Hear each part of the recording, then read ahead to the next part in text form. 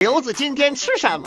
家人们，中秋佳至，马上少爷先祝大家中秋快乐。那么中秋肯定是要吃月饼的吧？但是今天少爷又来整活了，今天吃点潮汕特色。今天是潮汕宝宝自己的月饼，潮汕老饼。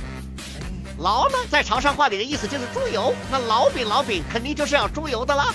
新鲜猪油切成小块，冷水下锅，多来点料酒，焯水去腥。这澳洲小烧猪是真顶不住。完事又捞出洗净，锅里再加点水，猪油下锅里，水差不多和酥油齐平就好。中火慢慢收干水分后，再等小火慢慢熬出猪油，记得翻一下，不然粘锅。熬了差不多呢，就绿酥亮凉了。先来备料，拿出少爷从家里带出来茶叶，第一遍不要。加水，第二遍让它泡着备用。来点茶叶进搅拌机，这属于少爷自创杯，我是第一次吃到老饼加茶叶。出庭的时候带上你的老饼。打碎到差不多这样子进倒臼，磨，开始来做饼皮。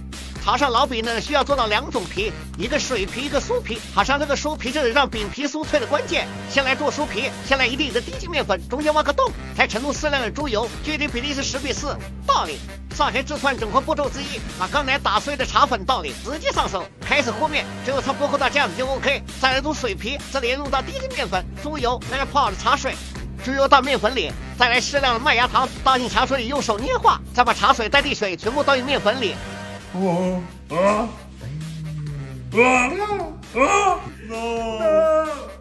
什么不在盆里和呢？我想问一下。啊，对哦。没事，能救。你看这不就救回来了？还得是我们狄师傅抢救成功。这水皮和酥皮都均匀的分成小剂子。哦，对，别忘了准备点红豆沙馅。这黑芝麻馅。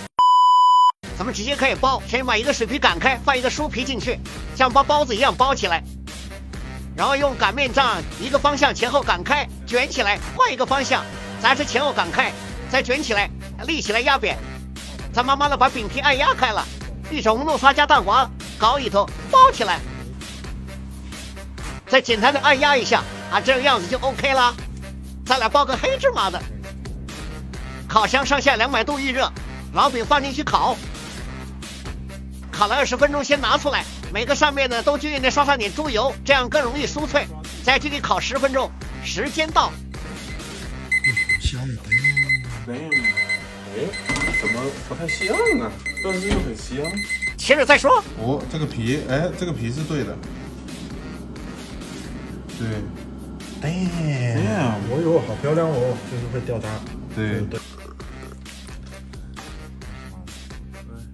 哎呦，少爷把里面做的还是很像的，这个酥皮一层一层的。Very good，中秋节快乐哦！